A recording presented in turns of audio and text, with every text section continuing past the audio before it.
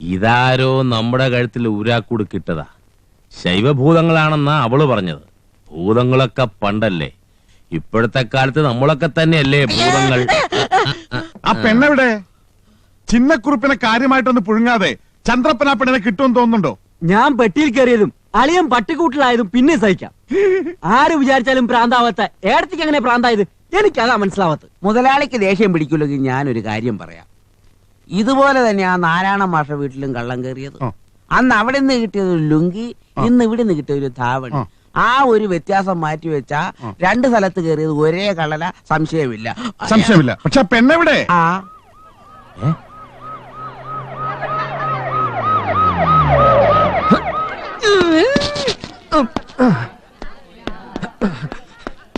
Inspector Muhammad Parakkal, താനാണോ Chandrappan? ഞാനല്ല, ഇവനാണ്. ഞാനല്ല അവൻ. അവനെ കൊണ്ടുപോകാൻ പറ്റില്ലല്ലോ കുറുപ്പേ. ഇവനോട് ചിന്നക്കുറുപ്പിന്റെ ഏട്ടന്റെ മോൾ എവിടാണെന്ന് പറയാൻ പറ. AC ജീപ്പാണ് പടിയുണ്ട്, സൂക്ഷിക്കണേ. ഇവര് കല്യാണം നിശ്ചയിച്ച പെണ്ണാ അവള്. ഈ തൊപ്പി വെച്ച് എന്നുമ്പിൽ തമാശ കളിക്കരുത്. ഞാൻ മൂർഖനാ, കരിമൂർഖൻ. അപ്പൊ ഈ കാണുന്നതാണോ മോലാലിയുടെ പത്തി? അതോ ഇനി വേറെ ഉണ്ടോ? നോക്കിയിരിക്കാതെ ഇവനെ ജീപ്പിലേക്ക് എടുത്ത്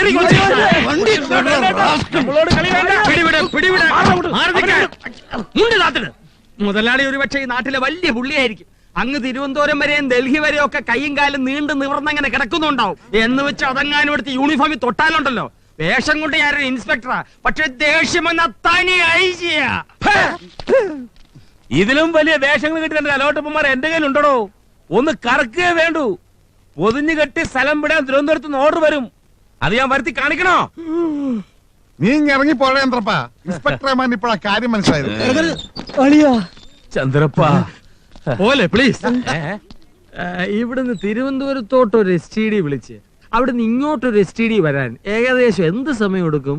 ലൈൻ കിട്ടിയ ഒരു 30-35 സാർ. ലൈൻ കിട്ടിയ ഒരു 30-35 മിനിറ്റ് എടുക്കും സാർ. അതുവരെ നമുക്ക് വേണേ പൊരിച്ചൂടെ? കടിച്ചു തിന്നട്ടെ.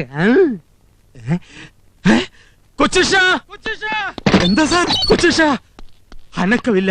ലൈൻ കട്ടായി എന്നാ തോന്നണേ. കട്ടാവാണ് സാർ. കോഡ് മാറ്റി ഒന്ന് കറക്കി.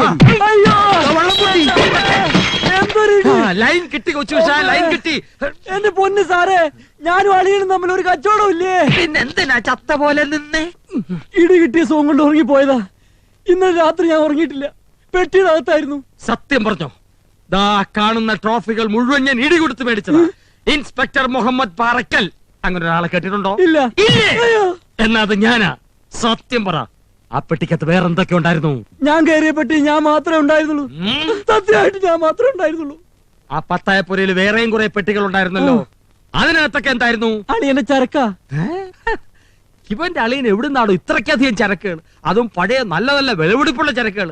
ഇത്രയും ചരക്കിനെ ഒന്നായി ഉന്തിക്കൊണ്ടുവരാൻ നിന്റെ അളിയൻ എന്താ ഈ നാട്ടിലെ ഗുഡ്സ് ട്രെയിനാ? തളിനാക്ഷം വന്ന് വിവരം പറഞ്ഞപ്പോ കടയും പൂട്ടി ഞാൻ ഓടി വരേ. വരുമ്പോ ഇത്രയും സന്തോഷമുള്ള കാര്യമാണെന്ന് ഞാൻ വിചാരിച്ചില്ല. നല്ല സ്റ്റൈലിനിടി. അളിയൻ അന്ന് കിട്ടിയ ഇടിയും ഇപ്പോ കേൾക്കുന്ന നിലവിളിയും തമ്മിൽ പറയത്തക്ക എന്തെങ്കിലും വ്യത്യാസം തോന്നുന്നുണ്ടോ? കൊണ്ടേ പറയണം. ചെറിയച്ചനോട് പറഞ്ഞാൽ അത് അഡ്ജസ്റ്റ് ചെയ്യിക്കാം. ഒരു വ്യത്യാസമില്ല. അതേ ഇടി, അതേ നിലവിളി. കരയുന്നത് ഞാനല്ലാത്തത് കൊണ്ട് ശബ്ദത്തിന് ഇത്തിരി വ്യത്യാസം തോന്നും. അത് സാരില്ല. ഈ ഇടി ഇപ്പൊ നിൽക്കും. തുമ്പശ്ശേരി കുറിപ്പ് തിരുവനന്തപുരത്തേക്ക് STD വിളിക്കാൻ പോയിരിക്കാ. ഇടിയുടെ സ്റ്റൈല് വെച്ച് നോക്കുമ്പോ ലൈൻ കിട്ടി വരുമ്പോഴേക്കും ചന്ദ്രക്കുറിപ്പ് ഏതാണ്ട് STD ആവും. അവൻ STD ആയി. ഇനി ഒന്നും നോക്കാനില്ല. ചന്ദ്രപ്പൻ ഇപ്പോഴും സ്റ്റേഷനില്ല. ആ ഇൻസ്പെക്ടറെ ഞെറിവട്ടം അങ്ങ് പൂശി ഇവിടുന്ന് കെട്ടിക്കണം. അല്ലെങ്കിൽ അങ്ങ് കൊന്നേക്കണം. അതിനാണ് നിങ്ങളോട് വരാൻ പറഞ്ഞത്. ഡ്യൂട്ടി കഴിഞ്ഞാൽ ഞങ്ങൾ വേഗം സ്ഥലം വിടും. ഇൻസ്പെക്ടറെ കൊല്ലേണ്ടി വന്ന ശവം മുതലാളി ഒതുക്കിക്കോണം. കൊന്നു കഴിഞ്ഞാൽ ഇൻസ്പെക്ടർ 4 കഷ്ണമൊക്കെ ഞാൻ കത്തിച്ചേക്ക്.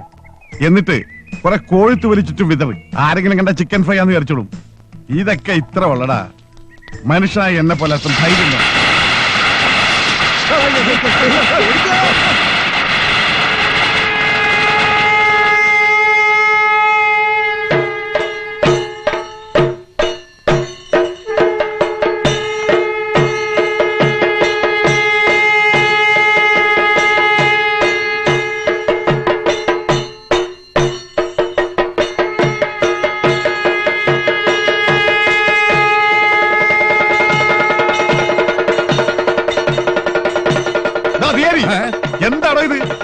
തുമ്പശ്ശേരിക്കാവിലെ ഉത്സവം കഴിഞ്ഞിട്ടല്ലേ ഭഗവതിക്ക് കെട്ടിക്കാഴ്ചോട്ട് വരിക.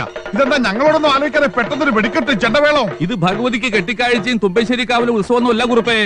ഇത് ഈ നാട്ടുകാരുടെ മനസ്സിന്റെ ഒരു സന്തോഷ പ്രകടന. എന്റെ എല്ലാവർക്കും ഭ്രാന്തായി. അയ്യോ, ഇന്ന് അതിരാവിലെ സംഭവിച്ചൊന്നും ജനാർദ്ദന കുറിപ്പ് അറിഞ്ഞില്ലേ? നമ്മുടെ നാരായണ മാഷ വീട്ടിൽ മുമ്പ് ഒരു കള്ളം കയറി സകലതും കട്ടോണ്ട് പോയി ആ പാവ മാഷ മോളുടെ കല്യാണം കളിക്കില്ലേ? ആ കള്ളന് മാനസാന്തരം വന്നു കുറുപ്പേ. കട്ടെടുത്ത സകല സാധനങ്ങളും മാഷ വീട്ടുമുറ്റത്ത് കൊണ്ടുവച്ച ആ കള്ളൻ എങ്ങോ പോയി. ഒരു തരി സ്വർണം പോലും ആ കള്ളൻ വിറ്റ് കാശാക്കിയിട്ടില്ലെന്നേ. കള്ളന് മാനസാന്തരം വരികയെ? അതേത് കള്ളൻ? ഈ നാട്ടിലൊരു പെരുങ്കള്ളൻ. അറിയോ കുറിപ്പിന്? സകലതും തിരിച്ചു കിട്ടിയതിന്റെ പേരിൽ നാരായണ മാഷ വക ഒരു വഴിപാടായി കാണണേ. എല്ലാരും കൂടി മാഷക്ക് വേണ്ടി ഉറഞ്ഞങ്ങോട്ട് തുള്ള, അത്ര തന്നെ. കുറിപ്പിനും തുള്ള.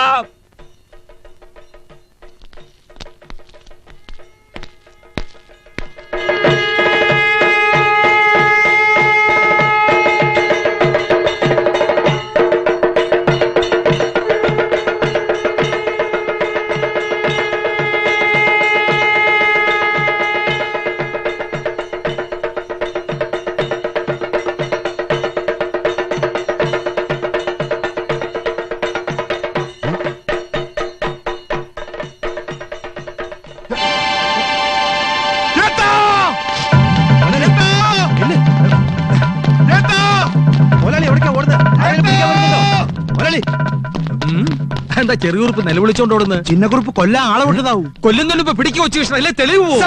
മുതലാളിയോടെ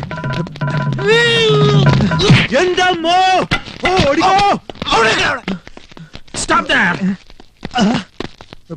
Hands up!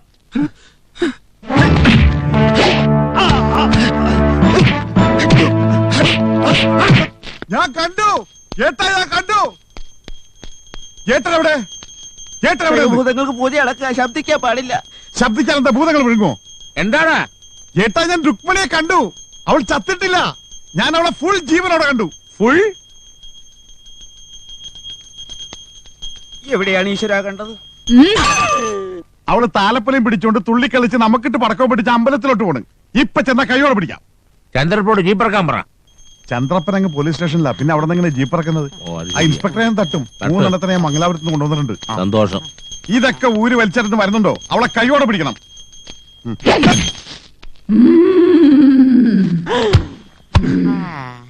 പുണ്യാഹം നടിച്ച് ശുദ്ധമാക്കി അകത്തേക്ക് എടുത്താൽ മതി. ഓം നമ ശിവായ. ഇനി ഒന്നും നോക്കാനില്ല. നീ വേഗം ജീപ്പ് എടുക്ക. നമ്മൾ അങ്ങോട്ട് പോകുന്നു, അവന്മാരെ തട്ടുന്നു. ജീപ്പ് എടുക്ക.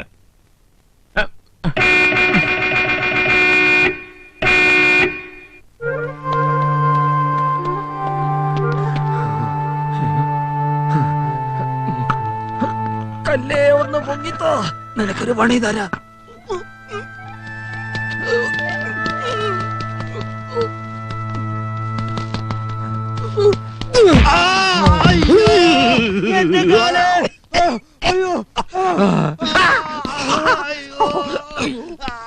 സാറേ, പാറ സാറേ, പാറ സാറേ, സാറേ, സാറേ. കെട്ടിപ്പിടിച്ച് നിൽക്കുക. അല്ല, പിടിച്ചു നിർത്തിയേക്ക. ആണോ? വിടുമോനെ, വിടുമോനെ.